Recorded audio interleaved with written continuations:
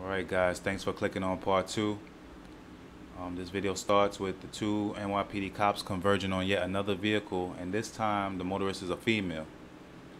The police officers' demeanors are totally opposite of what they were when they stopped the two previous vehicles, and notice that the officer no longer has his hand on the handle of his gun and his trigger finger extended. So I guess he is intimidated by the men that live in this area or are driving down this stretch of road, to the point where he feels that he has to have his gun at the ready in case he has to use lethal force.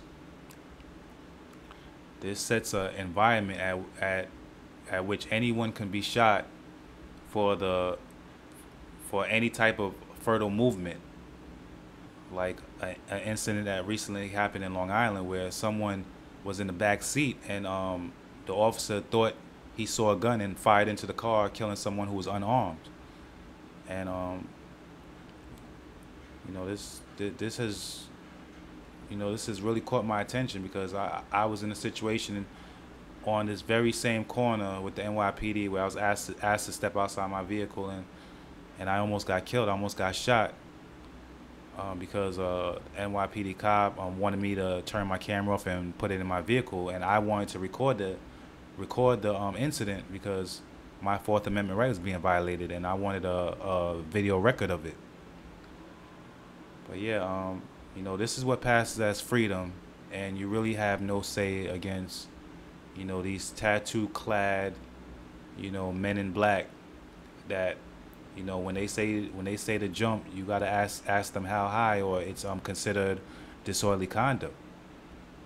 I don't understand how this passes for freedom when you have these people posted up in a borough that has record joblessness. The Bronx has the highest unemployment rate in the New York City area, and we have these two NYPD cops that are assigned to this corner in the Bronx, being told to write as many tickets as they can and stop as many people as they possibly can, with a supervisor circling the area, making sure that these cops are carrying out the orders they were given.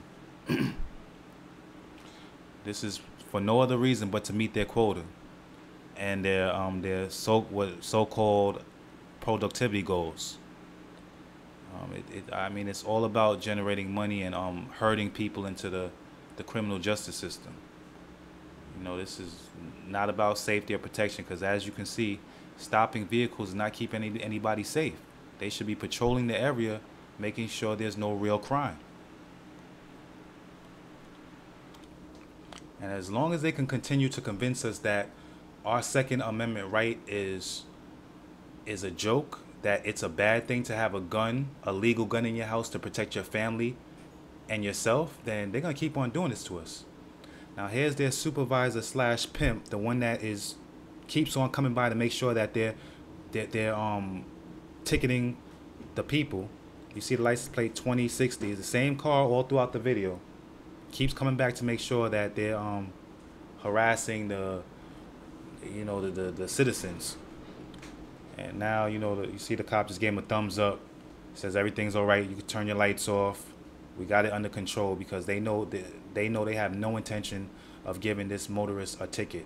They're basically using the fact that they can give her a ticket to get her to submit to them, whether it be her giving them their number or meeting up after work. I mean, all these type of deals go on regularly. I hear stories about this, and now I'm finally catching it on tape. You see, they just sent their pimp supervisor away, because that's what he's there for. He's been circling and circling, making sure that they're doing their job, or they're not gonna get their squad car. You're not gonna get off a foot patrol unless you hand out 100 tickets tonight. That's how it goes. It's all about getting us on that criminal justice court line. I mean, have you guys ever been to the Bronx criminal courthouse 9 o'clock in the morning and see lines stretched around the corner in both directions? They have two criminal courthouses running in tandem, side by side. They built a new one. I thought they was gonna close the old one. No, they got them both running in tandem so they could process more people. they're anticipating more people entering into the criminal justice system as the economy implodes, as they get ready to, cut all the funding for all the resources that people rely on, welfare, housing, you name it. This debt ceiling crisis. I mean, it's just a matter of time before the government is unable to pay back its loans, and the entire American economy collapses. Can you imagine if they cut welfare? I think I heard it was 50 million people, 50 million Americans on welfare. Can you imagine what would happen if they cut welfare and people could not get food? There was just riots the other day.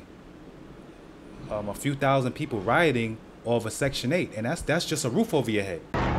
Take a look at this. These people made a mad dash to be the first in line to apply for Section 8 housing vouchers, subsidized housing. Applicants rushed the line when the doors opened yesterday morning in Dallas. At least 8 people were hurt. This is the first time in 5 years that the waiting list has been reopened. There were about 5,000 applicants for 3,800 vouchers. Can you imagine when people's stomach is growling and empty? Oh man, you talk about helter skelter. People, you better really get ready. They're taking your guns away and all that sort of stuff. I mean, if that happens, you're gonna need a way to protect your household. And these cops are gonna be nowhere to be found. You could take my word on that. And ladies, if you have to go past Gun Hill and White Plains Road, please have your camera phones ready. These cops are very disrespectful, very rude, very arrogant, flirtatious, unprofessional. Anything of the opposite sex gets flirted with. They use their authority to pick up women, to get phone numbers, to make arrangements for when they get off of work, while they're on duty. And this is wrong. And a lot of times they stop you, like they just stopped that car, like it's a legal stop, and then it turns into them asking a female for their phone number and things of that nature. And I mean, it's really wrong to do that in our neighborhood. That's not what you're supposed to be here for. You claim that you're here to protect and serve us, but you're threatening the men with arrest, tickets, summonses, and have your hand on your gun ready to kill them, and the women are being flirted with. We don't need that. We don't want that. If you want to help us, give us jobs, give us ways to give us the means to provide for our children and our wives and our girlfriends and our parents and our loved ones. Don't give us more oppression. All right. Once again, they're back in the middle of the traffic. They don't care if they get hit by a car as long as they meet their quota. As you can see, they're standing out in the middle of the street with dark uniforms at nighttime. Cars have to weave and go around them. And they don't care. As long as they can rack up their 20 and 1, their 20 tickets, and they want to rest a month for their quota, and they can show their supervisors that they're doing activity. All they care about is getting off of foot patrol and into a squad car. And here comes their supervisor pimp to make sure that they're working that corner really hard and handing out tickets and generating money for the criminal justice system. This is all about making money for the system in the form of summonses and tickets and arrest, and funneling people into the criminal justice system where they work for 25 cents an hour, driving down wages and causing mass unemployment. This is all related to that. All related. When people go to jail, they end up working for cents, opposed to you getting paid a decent wage to pay your bills and take care of your family. And that car that was in Mill Street, now they told that car to pull over to the side of the road, and it goes on and on again. This is directly related to the spike in crime, the spike in robberies, home invasions, domestic violence, child obesity, because healthy food is expensive. Genetically engineered garbage that makes you fat is cheap. I would like to know, where are all the analysts? Where are the people that do these extensive case studies. Why isn't anyone trying to study this? Why is the only thing that they show us is the robberies, the drug dealing, all the criminal acts, and how we need more prisons and more police? Why isn't anyone trying to get to the root of the problem? You know why? Because maybe we're looking at it.